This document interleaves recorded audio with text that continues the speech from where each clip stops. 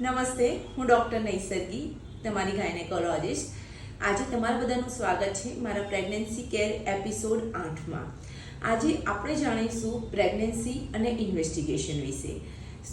Pregnancy જ્યારે રહે છે ત્યારે સૌથી પહેલાં આપણે ડૉક્ટરની વિઝિટ કરીએ છીએ, નહીં તો પ્રેગ્નન્સી કિટ એટલે કે યુરિન પ્રેગ્નન્સી કિટમાં આપણે દેખીએ છીએ કે પ્રેગ્નન્સી પોઝિટિવ છે કે નહીં.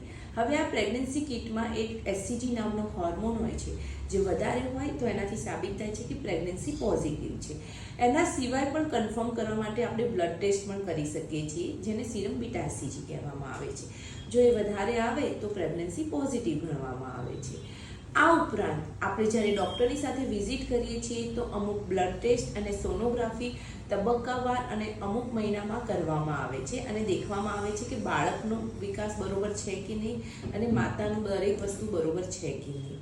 તો પહેલાં 3 મહિના દરમિયાન આપણે અમુક બ્લડ ટેસ્ટ કરીએ છીએ, જેને એન્ટીનેટલ બ્લડ ટેસ્ટ પ્રોફાઇલ કહેવામાં આવે છે, જેમાં તમારા બ્લડ ગ્રુપ એટલે કે માતાનું બ્લડ ગ્રુપ કરવામાં આવે છે, બ્લડ ટેસ્ટ એટલે કે complete blood count, thyroid test, એના સિવાય બ્લડ શુગર ટેસ્ટ, એના સિવાય HIV, HbA1c, VDRL ટેસ્ટ અને યુરિન ટેસ્ટ કરવામાં આવે છે. આ યુરિન ટેસ્ટમાં એ જાણવામાં આવે છે કે તમારામાં શુગર કે પ્રોટીન નોર્મલ માત્રામાં છે કે નહીં, કે પછી પેશાબમાં કોઈ ઇન્ફેક્શન થાય છે કે નહીં. એ ઉપરાંત આપણને બહુ બધા લોકોમાં સીરમ ક્રિએટિનિન કરવામાં આવે છે, લીવર ફંક્શન ટેસ્ટ કરવામાં આવે છે, એ પણ અમુક વખત બહુ ઇમ્પોર્ટન્ટ છે. આ દરમિયાન આપણને 3 મહિને એક સોનોગ્રાફી કરવામાં આવે છે, જેને આપણે MTNB સ્કેન કહીએ છીએ, જે નોર્મલી ડાઉન સિન્ડ્રોમ માટે આપણે કરતા હોઈએ છીએ.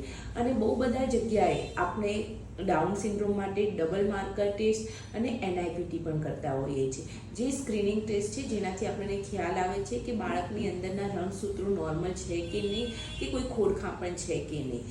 હવે જ્યારે 4થા મહિના અને 5મા મહિનામાં જ્યારે પ્રેગ્નન્સી પ્રવેશે છે ત્યારે આપણે સૌથી પહેલાં ખોડખાંપણની સોનોગ્રાફી કરીએ છીએ, જેને ટાર્ગેટ સ્કેન કે એનોમલી સ્કેન કહેવામાં આવે છે, જે નોર્મલી આપણે 18 થી 22 અઠવાડિયાની પ્રેગ્નન્સીમાં વચ્ચે કરવામાં આવે છે અને દરેક વસ્તુ બાળકની દેખવામાં આવે છે, દરેક અવયવ બરોબર છે કે નહીં.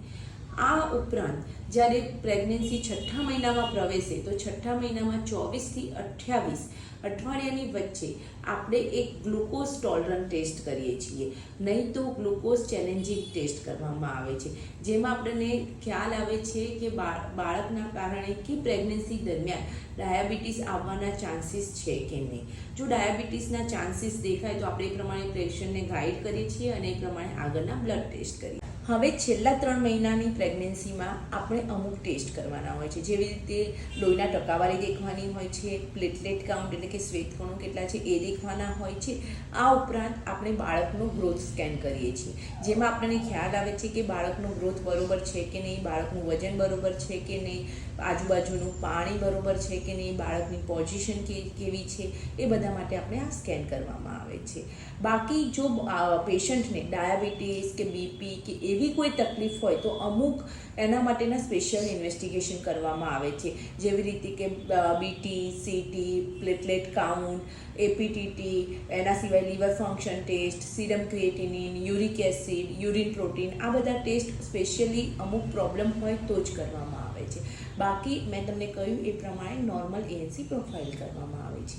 જો તમને કોઈ પણ પ્રશ્ન હોય તો તમે કમેન્ટ બોક્સમાં જરૂરથી જણાવજો, હું તમને એના વિશે જાણકારી આપીશ. અને જો આગળના પ્રેગ્નન્સીમાં શું ટેસ્ટ કરવા અને કેવી રીતે પ્રેગ્નન્સીમાં કેર કરવી એ માટે તમે બી ટ્યુન રહેજો અને મારા આગળના એપિસોડ દેખજો. Thank you.